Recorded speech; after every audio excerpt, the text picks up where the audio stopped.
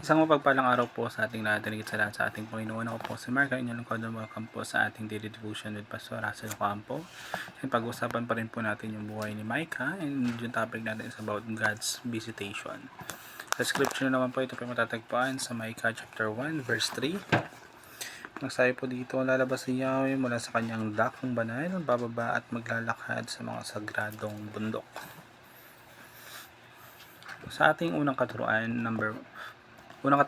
God's coming or visitation can bring either judgment or blessings. So, yung pagdating na ating Panginoon ay hindi laging nangahulugan ng blessings or yung ginhawa. Ito ay nagdadala rin ng hatol sa mga matitigas yung puso at mga namumuhay sa kasamaan. Ngunit nagdadala naman ito ng pagpapala at pagliligtas sa mga taong tapat at naghanap sa Kanya. Yan yung resulta ay nakadepende sa kung paano tayo tumatayo sa harap ng ating Panginoon. Pangalawa, God comes down to judge corrupt leaders. So, hindi nananatiling walang kibo ng ating Panginoon kapag yung mga pinuno ay gumagamit ng kanilang mga posisyon para man lamang o magpasunod sa mga masama. At bumababa yung ating Panginoon upang ibunyag yung kanilang itinatagong kasamaan at ibigay yung narapat na hatol sa mga sumisira sa katarungan. Pangatlo natin, God comes down to help suffering people.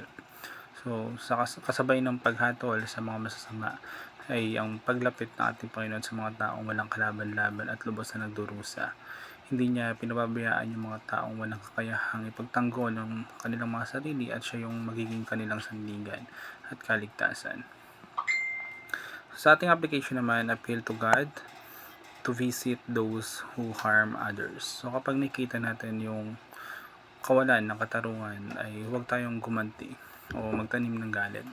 Sa halip ay lumapit tayo sa ating Panginoon at hilingin na siya yung kumilos upang mabago yung puso ng mga masasama at matigil yung kanilang mga pananakit sa kapwa.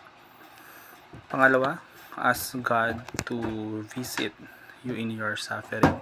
Sa oras na ikaw ay nahihirapan o inaapi, ay huwag mong isipin na iniwan ka ng ating Panginoon.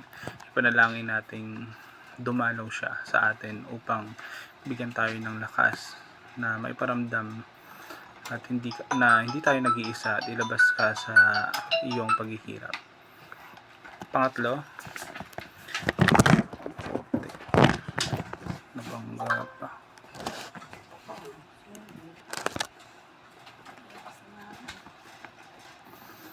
Pangatlo natin, persevere as you wait for God's visitation.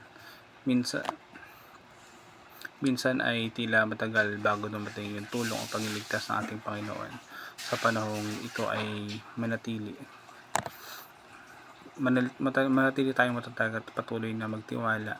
Yung paghihintay ay hindi kawalan ng pag-asa, kundi pagkapakita na naniniwala tayong darating yung tamang panahon ng ating Panginoon. So, yun lamang po ngayong araw. Salamat po sa pakikinig and God bless po sa ating lahat.